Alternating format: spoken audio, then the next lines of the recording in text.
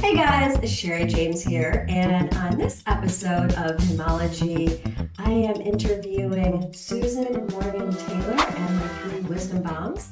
For those of you who don't know me, I'm Shari James RN. I help men avoid eating medications, get off of them, or in some cases, get them to work with my holistic approach to erectile dysfunction. Wisdom bomb number 3.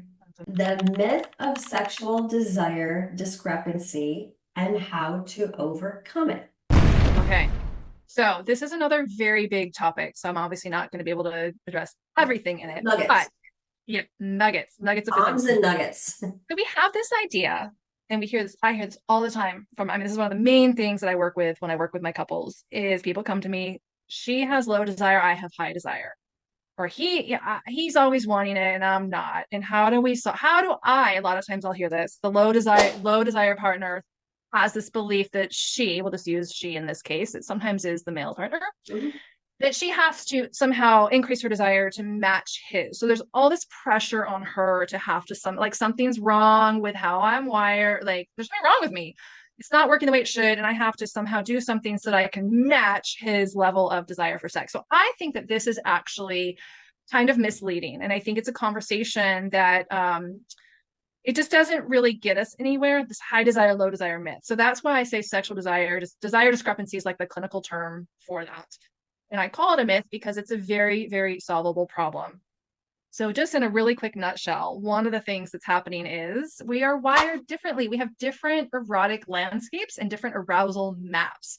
So, one of the tools that I work with, which I just think is wonderful, is the erotic blueprints. It's something that I've studied. I'm not a certified coach in it, but I have studied it. And it's been one of the most valuable tools that I've seen out there to help couples understand the difference in how their arousal is mapped in their body. So, when you actually understand that, like how you're wired and how your partner is wired, it's no longer a conversation of like high desire, low desire. It's like, oh, what erotic language does your body speak and how do I speak that and feed that? And how do we feed one another? And how do we find a way where we can get your arousal to activate in a way that works for you? Instead of what tends to happen is we think, a lot of times we're going for the explicitly sexual forms of stimulation, but if someone is wired more energetically or sensually, that's going to actually shut them down. I know me too. I'm very sensual and energetic. Yeah.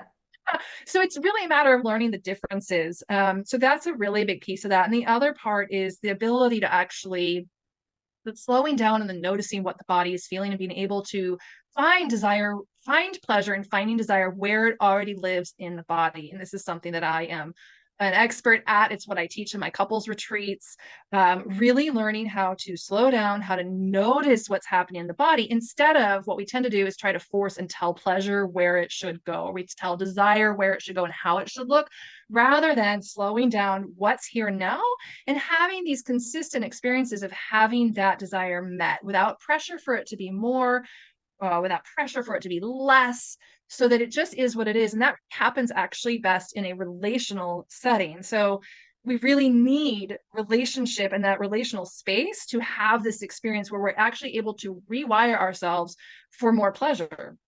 But we have to first learn, like, how are we wired? How's my partner wired? How do we speak each other's languages? How do we feed that? And then it's learning how to actually navigate that space between where one person wants one thing, the other person wants something different. That doesn't have to be a problem where we stop the whole event. And I see that happen a lot. Couples like, oh no, she doesn't want it, so I'm not going to do it. Instead Yeah. of, there is a very beautiful way to gracefully navigate that so that both people are actually getting what they want, rather than it being a situation of one person feeling obligated or the other person just giving up completely because, he wants that and I don't, and I'm not going to, the whole train wreck that tends to happen sexually. So we just say, well, forget it. And then nothing's happening. Nobody's getting what they want. There's a very simple way to actually move through that. And Or again, they that would be start like, well, outsourcing. or Or, they're outsourced. Was that what you said? Outsourcing? I call cheating outsourcing. Yeah. So Yeah. where they are, they start outsourcing for what it is they want. And I think, and you work with Yes. couples, I don't. So I do find that when I hear about these things, there can be judgment. Yeah, Have absolutely. right? When you start to look at the erotic blueprints and the desires and what turns a person on, there can be judgment from another person about that, which then shuts the Yes, other person down. And absolutely. is that, so as someone who works with couples, is that the judgment something that you work with or help them overcome?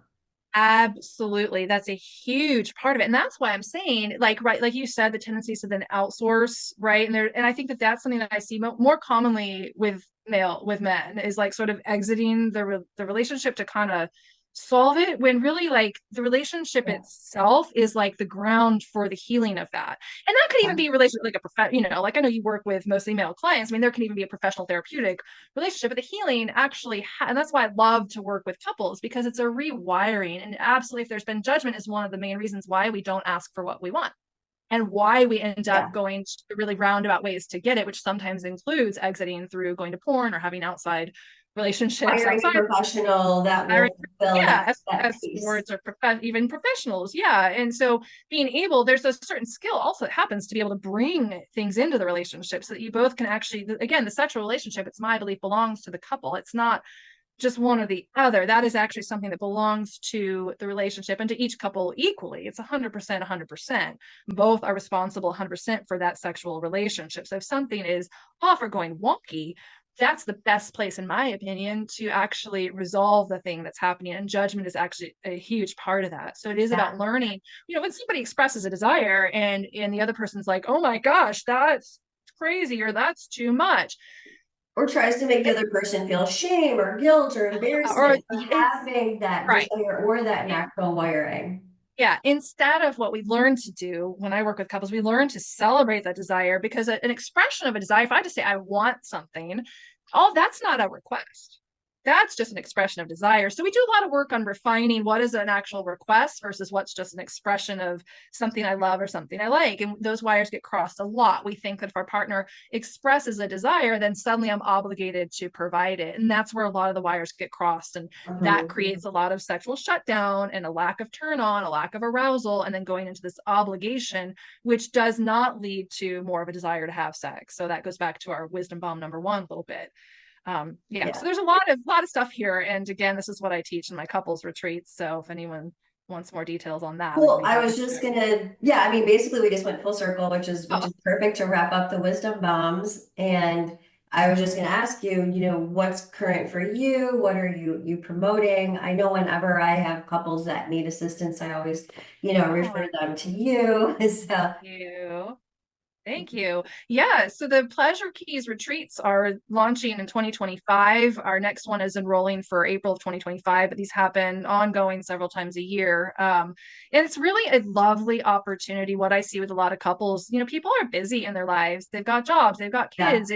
It's challenging, right, to set that time aside to really do the deeper work. So what we're doing is we're meeting in the Smoky Mountains out here near where I live, for 3 days and 4 nights in a beautiful mountaintop lodge, where we're really going to go deep into the Pleasure Keys process, which is a 3-part approach that I've created to help couples deal with kind of exactly what we're talking about with this idea of desire discrepancy, and even just when desire is not online, why one person doesn't want it, and how do we actually get back to our own bodies and learning how to navigate those differences in the relationship so that intimacy can actually feel really fun and easy, and so that you can start to negotiate more interesting and fun, mutually satisfying experiences for the long term.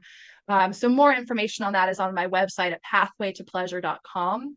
And then I also have a free ebook which talks a little bit about some of the pleasure keys, and your guests can get that at pathwaytopleasure.com or pleasurekeys.com. You can also And go that there and all get a our copy of it. information will be down in the description in the video as well. Yeah. Yeah, and so would love to have anyone who's interested join us for our Pleasure Keys retreats. So thank you so much, Shari, for having me today. And thank you for dropping your wisdom bombs. I know we just scratched the surface, but there was still like a lot of good information as a good starting point with these particular issues. Hey, you. Hey, guy. Who's learning about sexual health? Mixed in with some Tantra, mixed in with some 5 elements of Chinese medicine and some Western medicine. I want to let you know something. I would love it if you would hit my subscribe button and the notification bell. That way, you're going to know when new content is posted every Friday.